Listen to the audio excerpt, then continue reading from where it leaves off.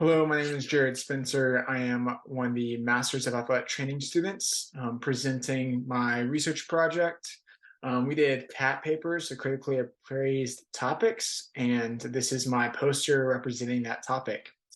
To start with, the title is How Blood Flow Restriction Can Assist Therapeutic Exercise in Patients with Chronic Ankle Instability. So what that is, blood flow restriction uses a cuff, usually about 2 to 3 inches in width, and it will go around either one of the extremities, so one of the arms or one of the legs. And then what is chronic ankle instability? It is when there is a reoccurrence of lateral ankle sprains, resulting in a type of instability in the ankle in which therapeutic exercise is needed to prevent any other struggles through daily activities of living. And so how blood flow restriction can help it is going to be represented in this poster and topic.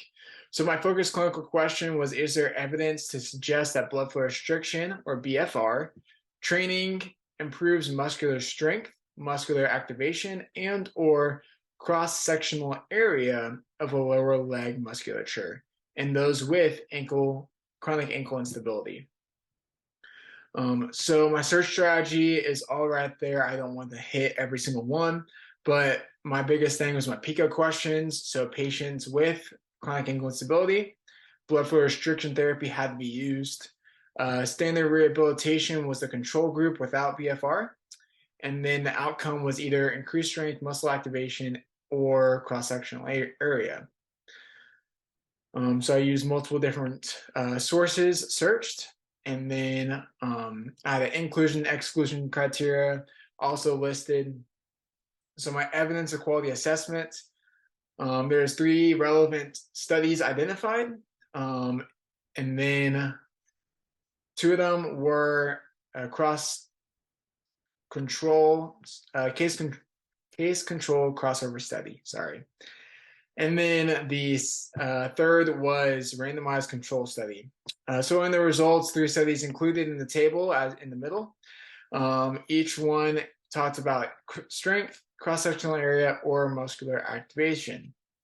My clinical bottom line talks about how there is moderate evidence supporting that therapeutic exercise using BFR can improve significantly in either the muscular strength, muscular activation, or a cross-sectional area of one of the muscles in the legs, and compared to a therapeutic exercise without BFR.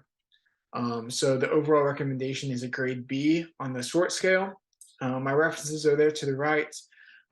Hitting the table for a few minutes. So my Killinger article used 19 adults with history of chronic instability. They used the 4 sets of 30 reps, 15 reps, 15 reps, and 15 reps with eversion and dorsiflexion exercises. This was focused on isometric and really studying more of the muscle activation in that area.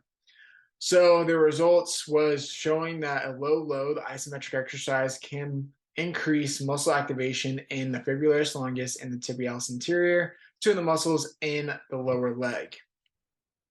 The reason why those 2 muscles are important is because in chronic ankle instability, those 2 muscles can become deactivated because of just how the injury occurs. My second article is the Burkhart. They also had 25 patients with a history of chronic ankle instability. They also did the 4 sets of 30, 15, 15, and 15, but instead of a isometric exercise, they did a balance exercise, a single leg balance, Y balance test. This is more functional. The BFR cuff on both of the studies were above the knee. And so when BFR is used, usually you have it set to a certain percentage. So they had it about 80% occlusion rate. So it's not closing the whole blood supply to the muscles, but it does limit it. And the effectiveness of BFR is highly recommended and highly studied. So if you would like to know more information, we can talk about that sometime, or you can talk to Eric Warren also. So as you, with this study, they found that individuals with chronic instability using the BFR in a dynamic exercise does increase the muscle activation and muscular balance in that area. So it causes a more fatigue in the leg, increasing the instability rate. My third article, I do not want to pronounce that name because every time I pronounce it, it is messy. But in that third article, the RCT, and so it studied 16 patients, college athletics, doing BFR versus non-BFR, and they're doing 4 weeks of 30 minutes of therapeutic exercise. This included single leg raises, double leg raises, single leg squats, double leg squats, single leg balance, and double leg balance, and including the Y balance that the second article did.